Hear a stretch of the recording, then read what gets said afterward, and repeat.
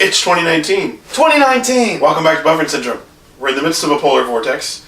My voice is shot to hell, but we're going to work through this because it'll probably be February when this video comes out, and we're trying to do the best of 2018. I skipped over our names. Eric. I'm Dan. Dan. Greg should hopefully be joining us at some point in this video. I don't know what he's doing right now. Anyway, so we worked on composing our list. I kind of took the lead. He'll have some things to say as well. So I think total count, I saw 30 films in 2018. 30 new films. Others that were new to me but came out in older years, so don't count. In forming my top 10, I narrowed that down to 13. So let's first get started with the 3 that just missed my top 10. In no particular order, just how I remember them. The 3 honorable mentions. And if you want to do the thing where you put the text somewhere like we did last year, that's cool. First one is The Predator. It's a brutal action flick with a nice bit of sci-fi and some great dialogue. Doesn't overthink, doesn't process much, it's just fun. Who really gives a fuck beyond that? Hellfest is another one. I love the set piece. It's a great return to slasher format with 2 of my favorite kills of the entire year in cinema. I had a pretty damn good mask, and I kind of really want to go to that theme park. And the third one that just missed the top 10 is The Night Eats the World. Zombie film harkening back to the days of 28 Days Later. It's got a great solo performance because a lot of the film does revolve around one character in his isolation in surviving the zombie apocalypse. There's a nice story weaved in, also with a little bit of mindfuckery thrown in. But those 3 just missed the top 10, so we're going to get to my top 10 in just a moment. But first, I'm going to give the floor to this man to talk about one of his favorites, one that I haven't seen. So it's all you, Mr. Purple. Mr. Purple! Yes! Very clever. Hello. So I'm going to talk about a movie called Mid-90s. It kind of flew under a lot of people's radar. It's like an indie film, written and directed by none other than Jonah Hill in his directorial debut. And as the title suggests, it takes place in the mid-90s. Revolves around a 13-year-old Stevie, played by Sonny Suljic. And basically, this kid's kind of growing up. He's got a rough home life. You know, his older brother's kind of a douchebag. His mom's single, working 2 jobs, like never really around. One day he's out, he sees a group of skaters hanging out outside the shop and decides, like, hey, those guys look, they're having fun, I want to be a part of that. And, you know, he befriends these guys and kind of, you know, learns their ways, learns how to skate, and just, like, spends his time having fun, skating, you know, experimenting with drugs and all the stuff that kids do. But typical 90s stuff. Yeah, typical 90s stuff. Like the way it's really immersive too. Like they do a good job of really, you know, putting you in that time period with the way the characters dress, behave, the way they talk, you know, 90s slang. And like the soundtrack is pretty authentic too. You got a lot of old school rap like Wu-Tang Clan and Souls of Mischief.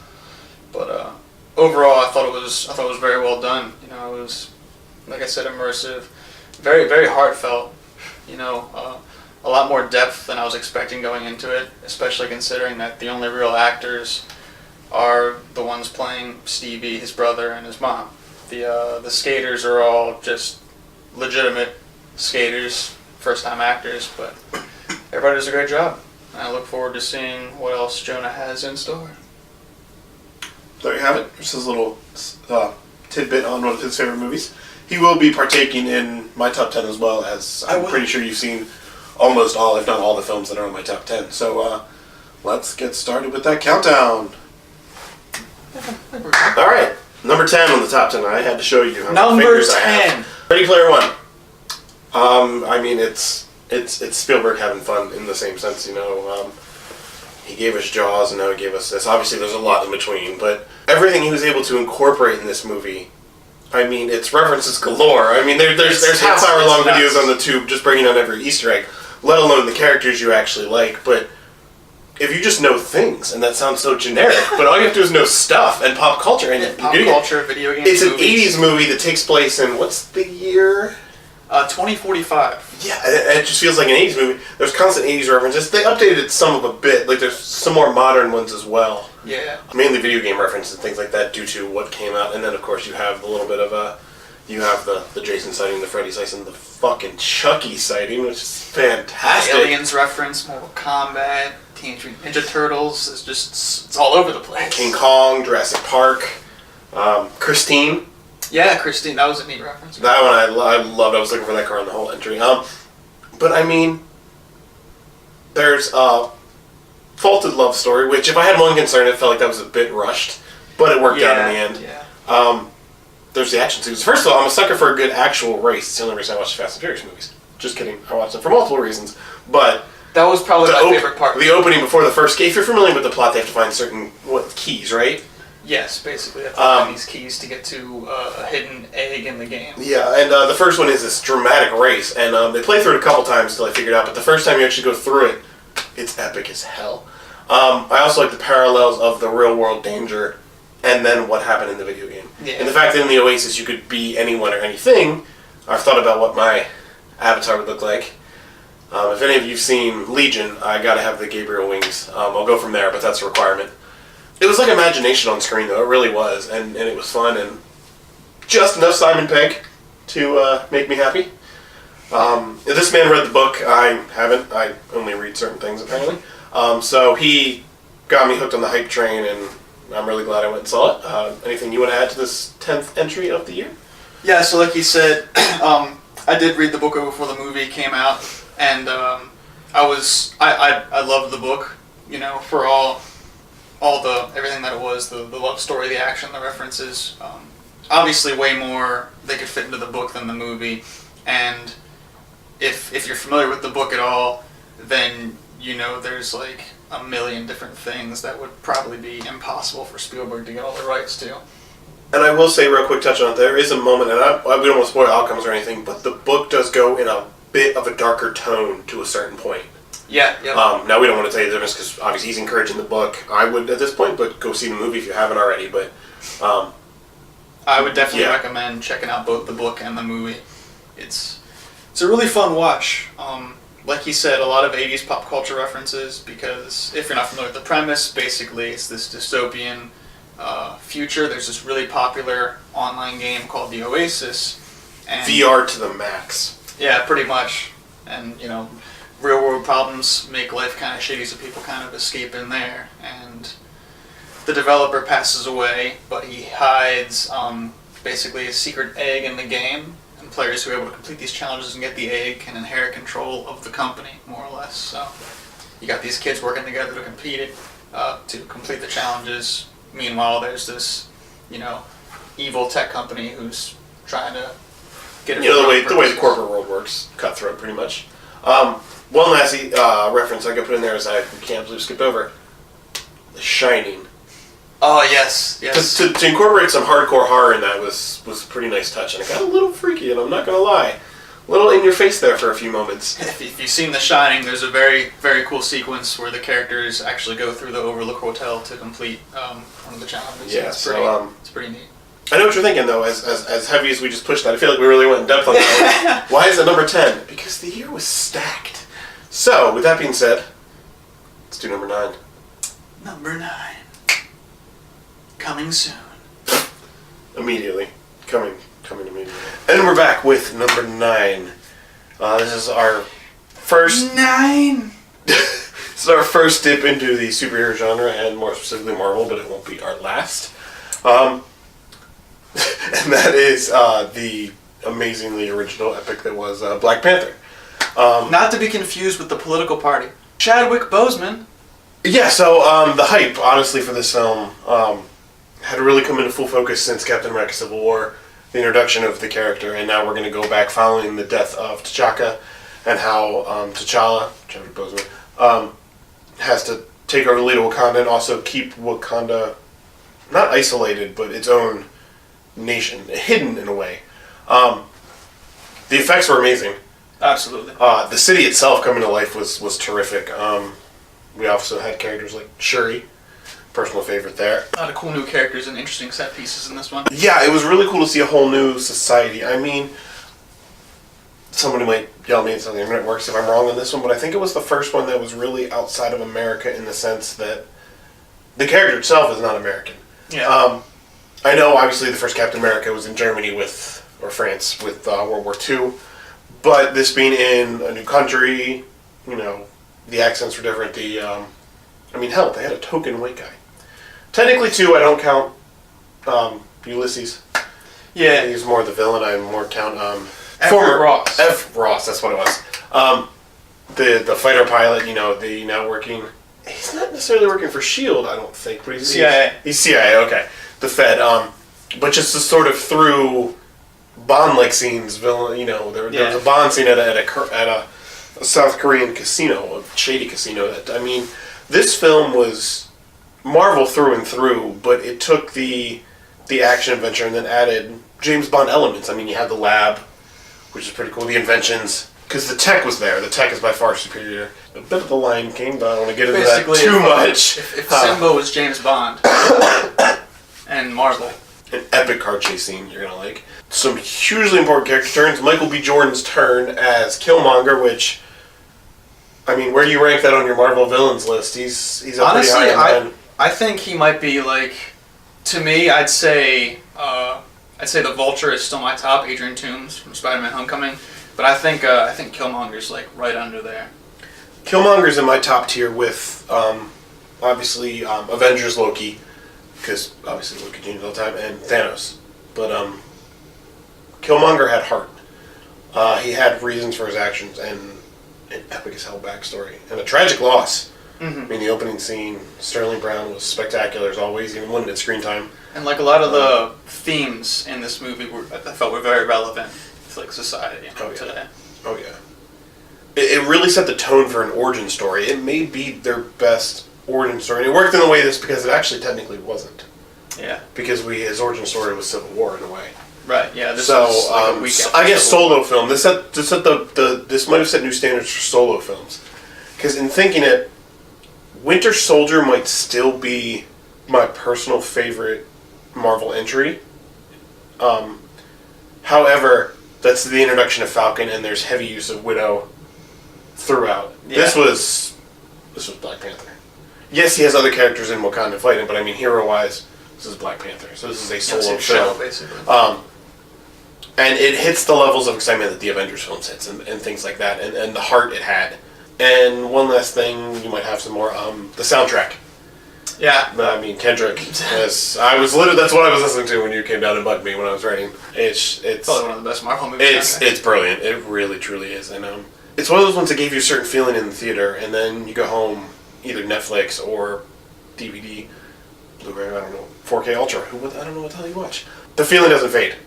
Yeah. It's the same, and I think that's something that the Marvel movies have. I think a lot of them, the feeling's the same when they're rewatchable, and you still feel the same way after multiple watches, and I think that's a credit. But this one, there was still magic there, if I can use that term. It was just enjoyable, and just enough tension, in the sense that if Marvel movies are maybe lacking any, it's that you didn't know vulnerabilities. You up until a new other movie we'll get to set the bar on characters dying, it was really a test of strength and weaknesses, and you saw T'Challa's weaknesses exposed throughout in ways that other characters haven't been exposed, and that he kept coming back.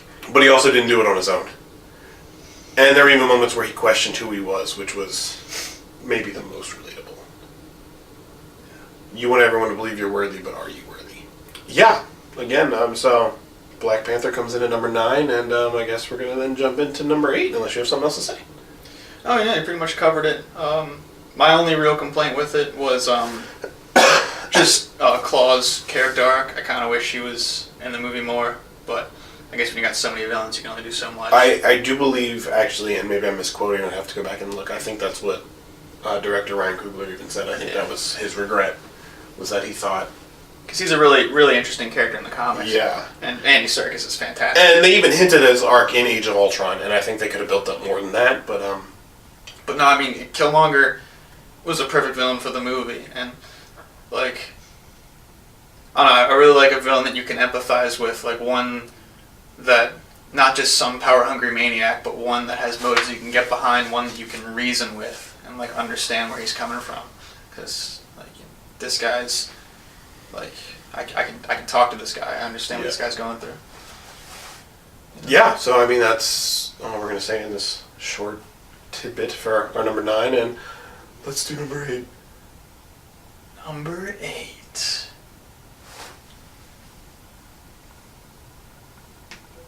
We are down to number 8 in the countdown.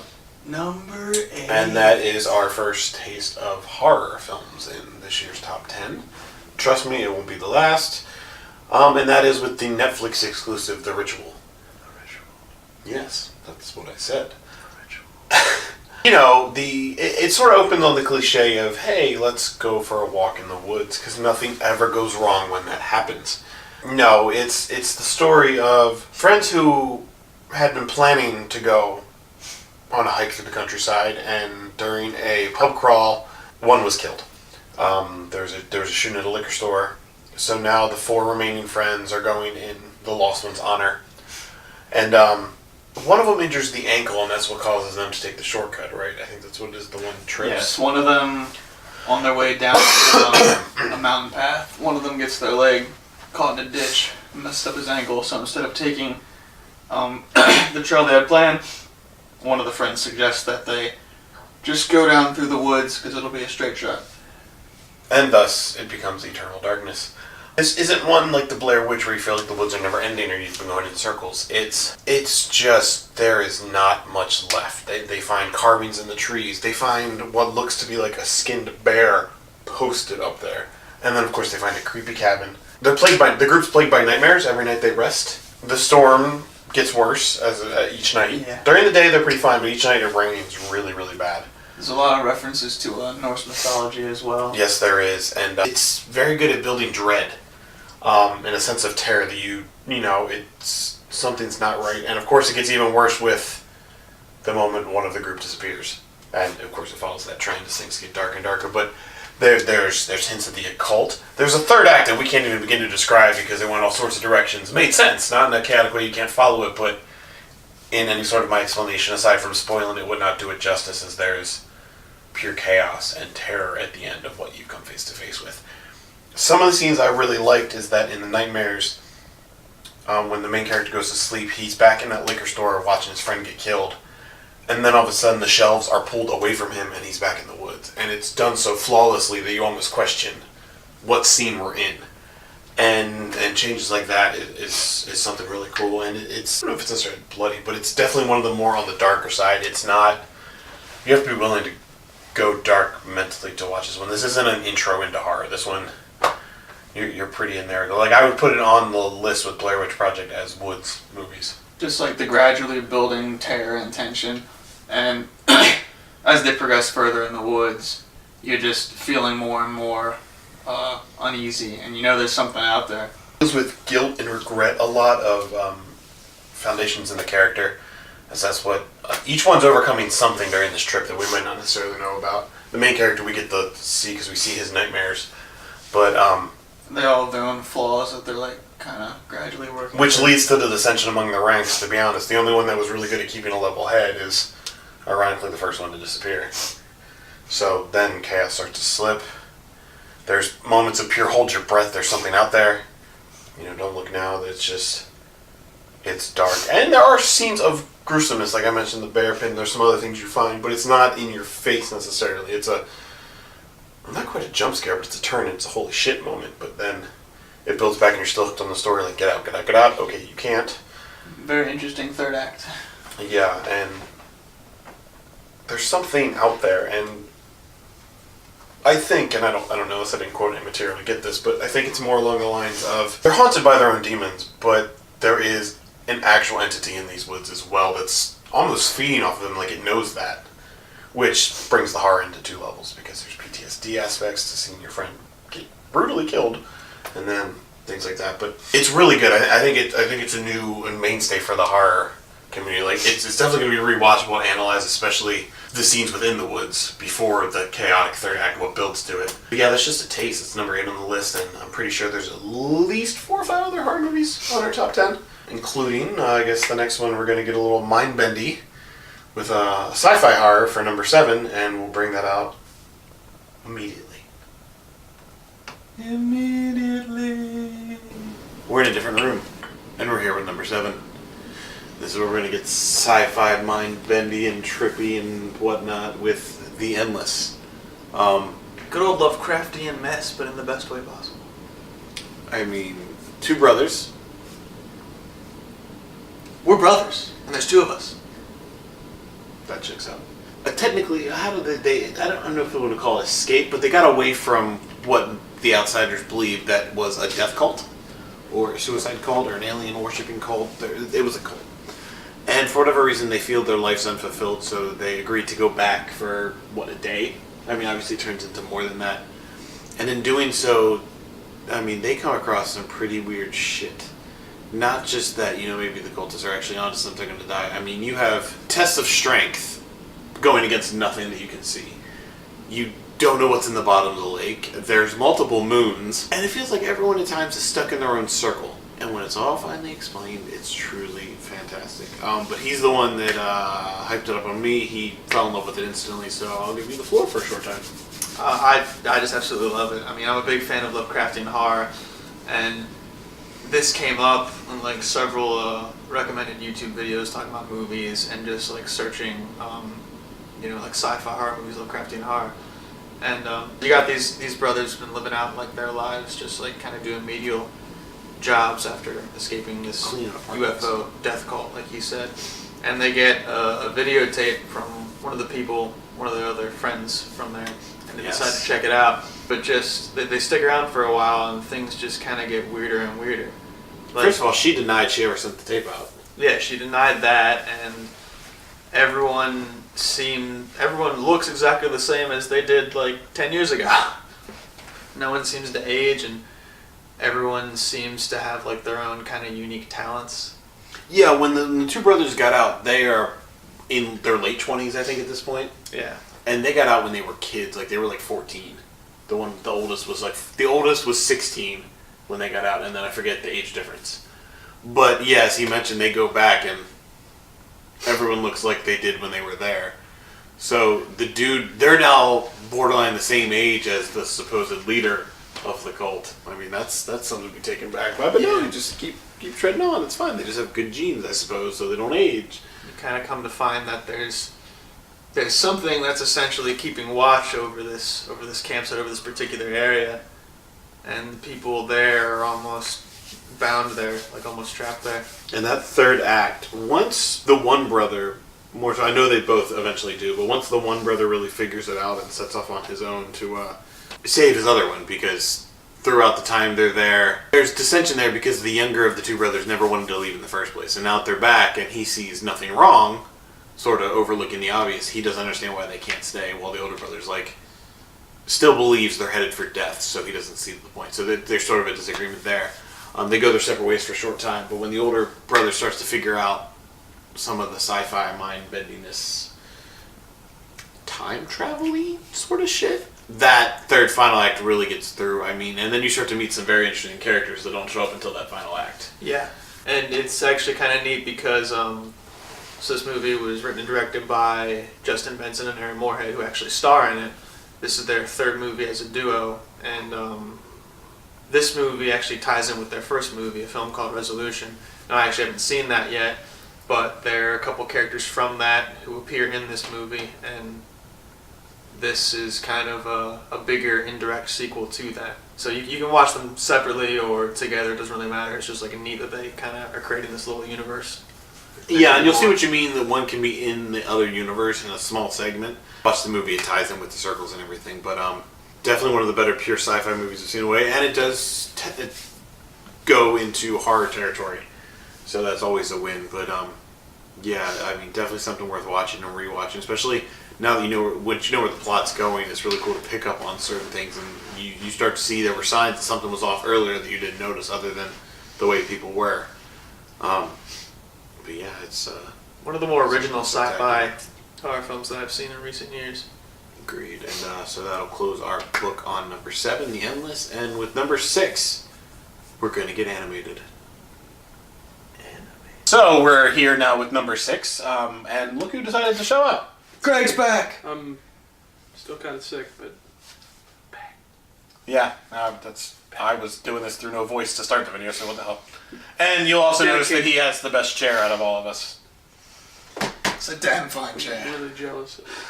So we are here to talk about number 6 of the top 10 of 2018, and that was... Number 6. And that was Spider-Man Into the SpiderVerse. So I'm going to let the man who saw it more than once start with that. I saw it twice, yeah. It was pretty freaking amazing. I kind of grew up being a huge fan of Spider-Man, seeing like all the Tobey Maguire movies and reading a good chunk of the comics and some of the novels. Playing a handful of the games, including the PS4 one. But honestly, it's probably one of the best Spider-Man stories or origin stories. And just like the way they incorporate all the characters and I don't know, it has everything you want in a superhero movie. The drama, the comedy. The animation is amazing. That's what I was going to get into. Is the animation was top notch. Every sequence, it felt like a trip in the best possible way. Yes. And it felt like a comic book. Yeah, Yeah. It really did master that. Really unique art style there. Yeah. And as many characters as it had in it, you didn't feel overloaded with characters. Mhm. Nice job of just, there were multiple villains, but again, not overloaded. And each character brought their own dynamic to the movie, which was nice considering they're all versions of Spider-Man. Yeah. That they weren't all repeating, but had several laugh out loud moments too. Take the bagel. Yes.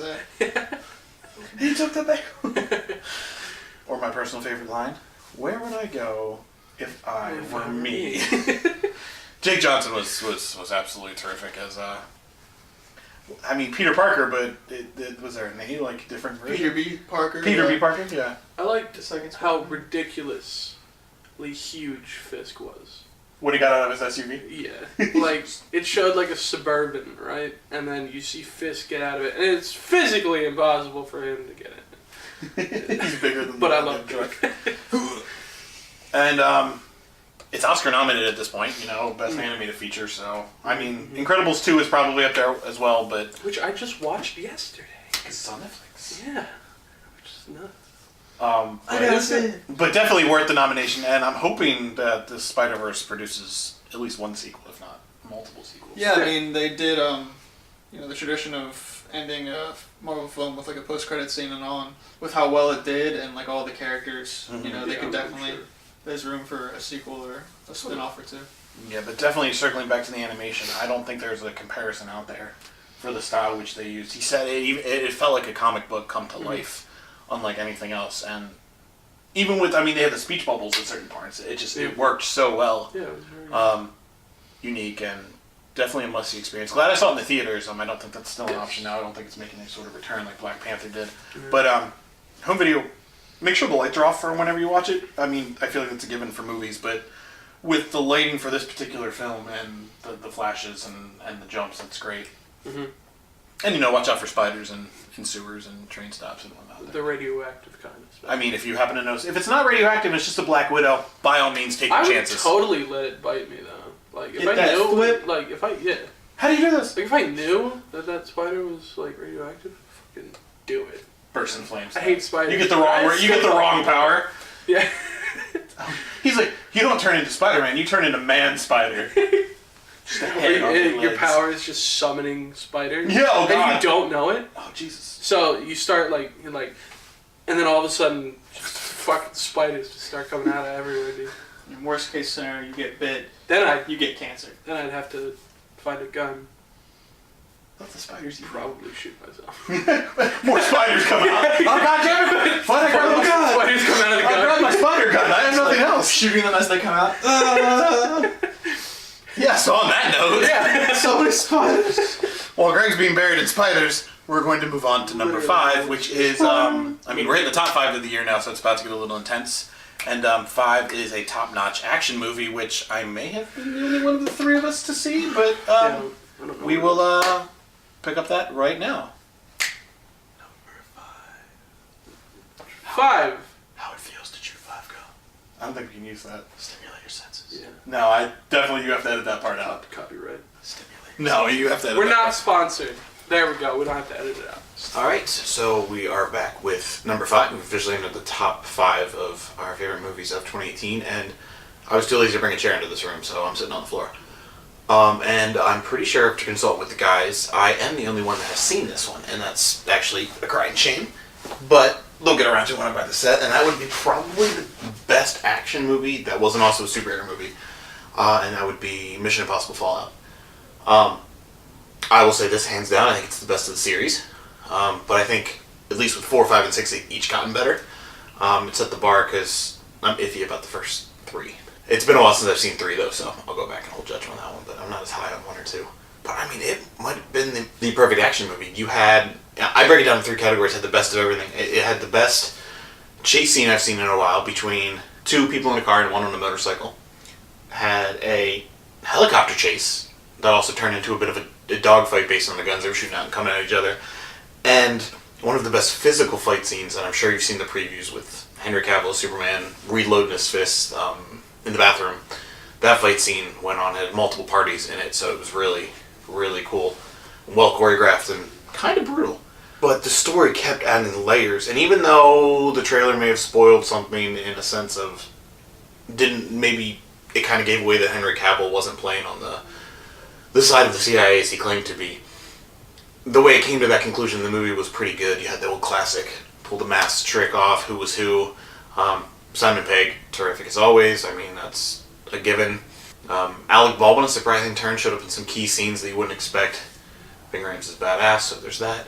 And the return of, well, first of all, Rebecca Ferguson's carrying over from 5, so it was nice to have her back in the mix. And then you had the return of Ethan's ex. So, and simply by coincidence that he happens to run into, well, a little bit of orchestrated coincidence, if that's a thing, but it covered all layers, nice references back to the early ones in the series. And even though it was one of the longer movies I've seen this year, it didn't feel like it dragged, it didn't feel long, it seemed to accomplish everything, and the pacing was good, and like I said, the action set pieces, and the end harkened back to a little bit to like a Bond film in the way that a villain goes down and how brutally over the top it can be in most 80s action movies and whatnot. I mean there was some bloodshed at the end of that, and of course the little bit of unbelievability that all these movies have, and the famous rooftop jump scene where Tom Cruise literally shattered his leg, and you see it in the movie if you watch it. They use that take. He keeps filming as he's limping down, his leg is hanging. Kind of disgusting. And it did so well and won over all the critics. They've signed on for 2 more, so that's exciting. But yeah, Mission Impossible Fallout, best of the Mission Impossible series, best non-superhero action movie of 2018. 5th best movie I saw in 2018, and now we're hitting the top 4, which, spoiler, if you know me, you should know this is coming, but the next 3 are horror films. So there's that. Stay tuned. Alright, and that's a great start. On to number 4. Someone is very distracted, and that would be A Quiet Place. Shh! That's pretty much the only gimmick we can do. We don't know sign language, and I didn't feel like writing out all the cards to just have you read, because you're watching these videos, you don't fucking read. So, what made A Quiet Place so great? Original storytelling, quality acting, a lack of sound. That last one you can't put as a bonus for every film, though. A lack of sound works in this movie based on premise. The sound editing was great because of that, but that's not a bonus for films across hand. Yeah, great storytelling works for all movies. Except maybe porn, but that's not the point, I suppose. Don't argue with that. Circling back around, though, it was Krasinski's debut directing, right, as far as I know? As far as I know. I mean, and obviously he had a hand in writing it and the star of it. Obviously the chemistry's there between the leads, you know, being married and whatnot. It's another nice one that really puts the horror genre into more of the mainstream. For example, my parents were really dying to see it, and they don't really watch the disturbing things that we normally do. So that was a nice touch, that it could expand that audience there. Really captivating opening sequence, to be honest. Heartbreaking opening sequence, but done very well. And as always, there's more to it than just the don't make a sound. Obviously, there's the simple trying to survive, but I mean, you have some great shots in that film of the whole farmland going red when there's an issue. The fireworks sequence, you can break out the shotgun. That was good. And then you had pure, intensity in the basement scene when it's being flooded. In where the kids are caught in the silo. Yes, when the door breaks and they're trapped down there. And then there's the creature on it. The creature themselves. They reminded me, and I had a coworker ask me how I would describe them. They're part Cloverfield and part Stranger Things. Yeah, they looked kind of like the creatures from the Upside Down, or maybe even some resemblance to Resident Evil with the lickers. You know what? I can see that as well. But I like that at the heart of this because I think horror and movies in general are better when they have characters you care about and relations. I mean, the heart of this chaos, it wasn't like in Bird Box, for example, where there are strangers come together and have to try to survive the apocalypse or whatever you call it. This one was a family dynamic. You know, yeah, there was the loss of the child early on, but you have a husband and wife and 2 kids who are just trying to stay alive. So the bonds, I feel, are stronger. It's not we were forced upon this, we're going through this together. I mean, hence the sacrifice when he felt he had no choice, he had to do it. Smaller group of characters, so more centralized focus there. Better character development. Really curious how the sequel's going to play out, but I know they are writing one now. Obviously, not all the ends are tied up because, you know, the situation's not solved. There's monsters out there. Like, the world's clearly gone like this. It's not just the country. A Quiet Place too, slightly quieter. But I'm looking forward to it because they did so well with this originality that I'm trusting the sequel. Now there's a baby involved. That's true. We don't know what the time jump's going to be, if there's going to be one, but that's a very valid point. Could be totally different characters in a different area too. Could be an indirect. Yeah, there's plenty. There now that he mentions it, there are plenty of places to take a sequel, and I'm for one am eager for that. But yeah, I think again just originality. It's stuff that the film world's lacking at this point, and it was nice to see that do so well. Sort of take everyone by surprise and just be as compelling and as moments terrifying as it is. Circling back on originality, we're not going to get away from that moving forward, but number 3 was coming up next, another original, and then 2 and 1 not as much, but they tie on things you should have already seen and probably already loved. So getting to the final 3, gonna be good. Hopefully, the final countdown. Greg's made a special request to show up for 3, so we're gonna wait for him to be free to film that one. So stick around, and we'll get into that in just a moment. One moment. What number are we on?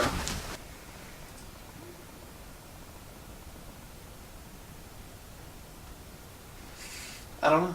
Number 3. That was a really long pause. 3! Your math is scary. And what is number 3? Overlord! Maybe say it to them. Overlord! Alright. So Overlord is the rare film that perfectly combines genres. I mean, it is about as good a blend as you can get as both the action genre and horror genre. I was going to say pure, but that would defeat the purpose of a blend.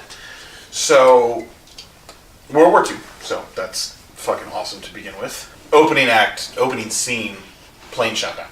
Paratroopers all over occupied France. Coming across Nazis, being brutally murdered, and then holding up in this house only to find out that they're around the corner from a church base where the Nazis are doing experiments. Turning people into zombies? Monsters? Zombie monsters? Some kind of super soldiers. Really bloodily super soldiers. It defied expectations for me. You know, it blew me away with the sheer intensity of the film from start to finish. The fake rumor of it being part of the Cloververse, it's not needed. But it was a new take on sort of the monster creation film. I mean, it's at one part I'm pretty sure we saw a severed head open its eyes while it was on one of the sets. Begin to speak French and ask for help. When the one character stumbles into where they're testing the bodies, what's left, he does find a friend there who's being worked on. One of the cooler scenes was they find I guess he's the commanding soldier. He's not the scientist doing the experiments, but he's the commanding officer or general or whatever he is, played by Game of Thrones Euron Greyjoy. They find one of the serums, so they interrogate him, asking what it is. One of their guys in their units gets shot and killed. Out of panic, for some reason, they grab the serum and stab him with it. You know, because why wouldn't you? He gets up, he's perfectly fine. He's like, can I have some water? Crushes the canteen in his hand. And then, super strength, when they try to think something's wrong, he's throwing dudes through the wall. And then you have the morphing. I mean, the spine, the neck. Some neck breaking, coming some out. body twisting. It is fucking brutal, and it's fantastic, and it's what we need nowadays in the horror scene. DJ, any input you want to put on this? It was just a wild ride, to be honest. And, like, we were pretty stoked from the previews and, like, all the things, hyping it up online, like he said. But I don't know if I was expecting it to be nearly as fun as it was. And, like, I'm a sucker for pretty much any movie World War II related. But this one, it was intense. It was fast-paced. Some great acting, particularly on the lead, Wyatt Russell. Quiet. some really, really badass action scenes. And freaking, if Call of Duty Nazi Zombies was a movie. Exactly. The two man and the gunner, and he was just like, fire faster, reload faster. This takes two people. This gun takes. This is a two-man gun, you bastard. Yeah. The flamethrower scene was nice. What about the whole chase scene through the corridors with that monster-like creature? His head was all deformed. He was like a full-on hunter. I mean, one of the guards who was terrified to go near him just gets dragged to his death in one of the cells. They're running through these hallways. Some cool references to other movies, like the serum itself, you could say is kind of a callback to Reanimator, and there are a couple like little subtle references to Saving Private Ryan. And then, I mean, we don't want to spoil that, but the third act is nuts. I mean, it's full-fledged monster movie in a war zone at that point, and it's just unbelievable. Rewatchable as hell. It's actually due out on Blu-ray in a couple of days, so that's exciting. And again, originality. It's taking concepts we've seen in the sense of the Nazi zombies through Call of Duty and other things has been done quite a bit, but there's always new takes in this one. This one was pretty fucking cool, and anytime we get a story in World War II, it doesn't have to be accurate. Inglourious Basterds wasn't. It's a lot of fun. And if you're a fan of war films, action films, horror films, anything like that, it's a must-watch, and it might expand your opinion onto other genres. So that's number 3. 2 more to go. Wonder what they could possibly be. 2. Alright, so we've reached number 2 on our countdown, and that... Oh my god! Have you always been... That's a little unsettling. Well, I think you know what number 2 is. It's Halloween. I don't know how he does it. Anywho, go on. Well, that was terrifying. So, yeah, this most recent addition to the Halloween canon actually acts as a new sequel. Disregards the others and just picks up 40 years after the first one left off. So we see Jamie Lee Curtis back in action.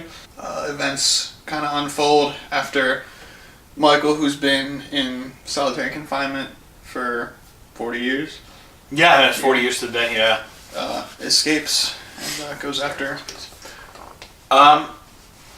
It's a worthy sequel if you had waited the 40 years. Obviously, I'm sort of a sucker for the whole franchise, and I watched them all, but some are definitely worse than others. But this one... Season of the Witch. Well, that has nothing to do with Laurie's story. It's more something with the Michael Myers story. Yeah. Season of the Witch is actually not terrible upon a rewatch. We'll get to that. It's fun. But in regards to the Michael Myers storyline, this is a worthy sequel if you just took A, erased everything, and made B 40 years later. In the sense that Laurie's dramatized, as you sort of would expect if you survived. I mean, I can't speak from experience, but if you survived a slaying of all your friends and whatnot. Be a little messed up. And he's in jail, which is assuming when he ran off, the cops got him, which makes sense, because he disappeared at the end of the first one. Loomis is obviously gone at this point, so you have a new doctor. Interesting character, that doctor. I don't want to get into too much of that, because it'll spoil some things, but interesting character. Hints of modernity with the podcasters. Obviously not something you're going to get in the 70s and 80s. Yeah. Those Brits obsessed with serial killers. The opening credits sequence is callback to original, except instead of the pumpkin deflating, it's inflating. But the score is fairly... That part, anyway, the main theme, it's modern, because Carpenter, again, had a hand in that. But it's not exactly the same. It's a little faster paced, a little more out there, but it is really great. The brutality is there. You see that at the rest stop scene. Dave. Yeah, probably the most brutal film in the series. It's up there because, as you know, if you're a fan of the franchise, the first one really, not that it shied away from the brutality, but it was minimal gore. It was suspense and terror, and it was someone's out there, yeah, you're going to get killed, but it didn't show a lot. And even with Dave, you didn't actually see it. You saw the aftermath. Yeah. But the truck stop scene you see pretty clearly. Poor Vicky, things like that. Oscar comes to mind as a little bit brutal. I mean, Oscar on the fence was that was intense. And I love that I just said I'm not going to spoil stuff because of the doctor. I'm still not going to spoil that. I'm telling you who dies. That's just as bad, right? And obviously the whole a couple cops that come and go, and then there's some curb stomping going on. And then your buddy Ray. But that's beside the point. Yeah. Yo-yo. It did a nice job of preaching family, in the fact that it showed that Michael not only tortured Laurie, but in any sort of family she could have since had obviously been traumatized through Laurie and through what Laurie had experienced, going through her daughter and her granddaughter. The town had tried to move on. Clearly they didn't, but they had tried. It was believable, which a lot of, I think, you're carrying on movies, you're like, okay, yeah, maybe that happens in the 70s and 80s. But the fact that he could escape from prison was fairly believable there. I think they accomplished three things, and I'll go back to DJ then. The terror was there. Michael was still scary, even though obviously he's much older now. Terrifying, brutal, in-your-face killer. Kept it right. Didn't ruin him with giving him speaking lines or anything like that if he doesn't talk. Even scenes without the mask, which I actually thought were pretty cool. You don't see much, and he still doesn't talk. There was enough comedy that you could throw in a little slasher with hints of, I guess, David Gordon Green and Danny McBride, who wrote it, did Pineapple Express. So, Yeah. Slight comedy moments, some jumps, and some like just awkwardness that you have to laugh at. And then I think the right amount, not too much fan service. You know, there's an expectation with this franchise and Michael, and especially with Laurie coming back to renege, and probably the best Laurie performance. I mean, Jamie Lee Curtis was terrific.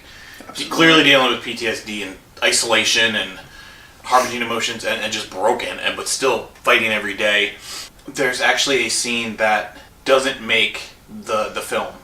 There's actually two. One has nothing to do with anything, so I'm going to let that go. But I'm currently reading the novelization of the film, and it takes from the screenplay and covers more. And there's already, like, still early on, there's still 3 or 4 scenes that are different. But basically one where she's going to attempt suicide because she's so broken. You get shades in the film that she feels that way, and as she comes close, there's some crying episodes, and there's clearly she has access to a gun or anything like that, and she drinks a lot. But to actually be in the act and being like, see you soon, Michael, things like that, you don't get that in the film, which I think is good. That might have been a bit too much for the emotional sake. I think hinting at it and obviously knowing it's there is enough. You don't need to necessarily see it. Overall, a sequel worth the wait and terrific, and I think that's why it's number 2. You know, like with Jamie Lee Curtis, a lot of badass female characters in this movie. Like, they're the kind of the heroes of this story. You got Judy Greer, who plays her daughter. Karen. And, you know, she's, if you're familiar with her, she's typically known for comedies and all that, but or that terrible mother that sends her kids to Jurassic World. Yeah, that... I mean, come on.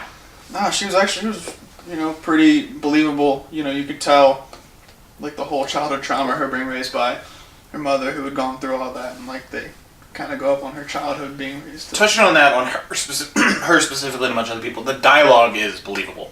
So many slasher movies, you're thinking people don't talk like that. I thought this one was pretty straightforward.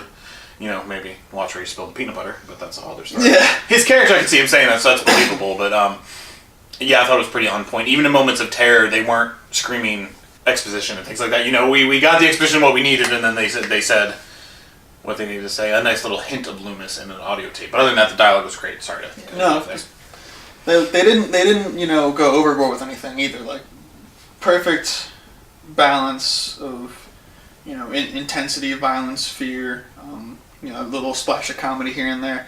And, like, you had some pretty believable characters, and, you know, most of the more major characters made the smarter decisions. You know, it's true to the heart. It's true to the franchise. If you've seen all of them, or even just the first one, like, you can jump right into this one and it's totally fine. Appreciate it. It's good. That's, I mean, number 2, a worthy sequel, tops horror. Now, number 1 is not horror, but number 1 is a blockbuster all its own, worthy of that number 1 spot. It's coming up. All right, we're down to number 1. Little brother, you want to tell the people what that is? And we're back. No, that was too early. You tell me. I don't know. I mean, there is really only one movie that had pretty much everything we were looking for, because we've been delved deep into this superhero universe that we love so much. So why not have everyone come in and, spoiler alert, half of them die? Number 1. Oh, Black Panther. Was already on the list. Spider-Man. That was already on the list. The Dark Knight. I really thought you were going to just scream Halloween. Infinity War. Avengers Infinity War. That was the guess I'll die meme, by the way. Which seems ironic. It's funny, denying that you know that, when in one of our previous videos you did the whole snap and you know, died as Spider-Man. So you clearly knew that was from something. Oh, is this the one where the hero squad fights Grimace? Tell the people what you liked about it. Well, it had all of our favorite characters from the Avengers and Guardians of the Galaxy. Finally, that crossover that we've been waiting all these years, everyone meeting. 10 years. Everyone. We're waiting 10 years for this. I mean, Well, at least 8 from the first Avengers. there are some more interactions that I would have liked to see. That's why there's Endgame. Yeah, it was pretty much non-stop action from start to finish. Like I saw it twice in theaters, and I had to warn this dude that he wasn't ready for it. I saw it twice in theaters. Had to warn Greg that he wasn't ready for it.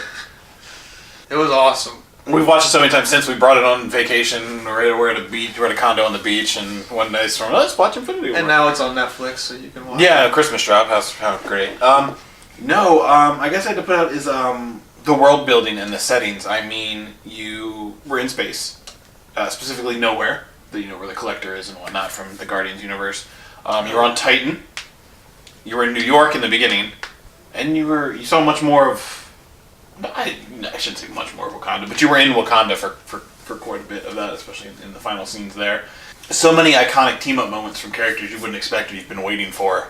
Bucky and Rocket comes to mind. That was pretty cool. Thor coming down with Groot and Rocket. Yeah. Guardians teaming up with Strange and Spidey. And Iron Man. That was cool when the plan was going so well. A nice subplot with Gamora, which was a real nice touch. The father-daughter subplot as Gamora was separated from her crew from basically after the first act on. The whole second act was her dealing with that. Nebula trying to, rebuild herself. That was pretty freaking fantastic. The return of Red Skull, that was pretty cool. Yeah, that was a nice touch, Ross. Looking forward to Mark One. seeing him in the future, assuming we'll see him again. And I mean, not to make another pun here, but you literally left the universe in ashes. And I mean, we're making this video as the Endgame trailers come out, so we're all just like, ready to go. Ant-Man and the Wasp has come out since, so that answered some questions. And gotta wait for Captain Marvel. Yeah, and then the trailer for Endgame shows Hawkeye conveniently. So that was the big ones. Is that I mean, before Infinity War, we knew Captain Marvel was going to show up at some point. We just didn't know when. We'd already known Ant-Man and Hawkeye, and then when they weren't in the movie, we were like, what the hell? So give some leniency there. Yeah, really just looking forward to this culmination. I mean, seeing how the world goes back to normal if it ever can. I mean, I don't think a superhero movie's had the stakes that this one has. I mean, literally half the universe. So let's just forget half our heroes. I mean, odds are one of us is dead. I mean, Greg's dead. He's not here. That's clearly not really, but we'll just play along. Yeah, it's heavy. I'm tempted to go right into Endgame right now, but that's not what this video on. It's how Infinity War became the #1 movie of 2018. For being as long as it is, it never feels like it's dragging. It does not feel long. It feels like you're putting in, you're sucked into this world for about 2.5 hours, and then you come out and you're like, the runtime in half. They cut a lot of Thanos backstory, and then you're like, oh, I was watching Avengers for 2.5 hours. My life is perfect. He says as he stares at his empty apartment. But all in all, am I ready to say it's my favorite Marvel movie or MCU movie?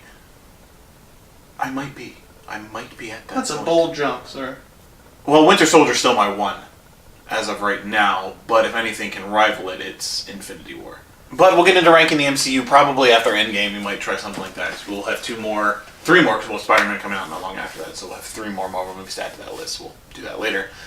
I think we can just be impressed by the fact that so many different storylines and interweavings, and no character felt like a shell of themselves. They all felt like where they are right now. Even if just for a moment you're like, no, that would make sense, the character would say that. They're not suddenly taking a step down because of somebody higher up pulling rank. Even Loki's bit, only being in the first 10 minutes or so, was terrific. Even his death was pretty freaking awesome. Sorry, we're spoiling the movie again. It's just... Not a spoiler, the movie's been out for years. Years. It hasn't even been out a full year yet, so just ignore him. We're in February of 2018, and the movie dropped in April of 20... Oh, shit. We're in February 2019. Movie dropped in April 2018. No, I mean, I want to harp on this more, and I feel like all my thoughts are going out of my head. But you probably should have seen this coming if you watched my 25 in 25. We had... I know Winter Soldier topped 1 year. It's just pretty obvious we tend to lead to the MCU, and this movie just, hands down, has topped everything. It's funny in ranking these is when it dropped and I left after seeing the second time. I have my hand list of the 30 movies I saw, and I was like, we kind of peaked here. Nothing was going to reach that. The horror film stepped up and made some impacts on the list, but Infinity War was hands down tops of 2018. Any last input on the Avengers?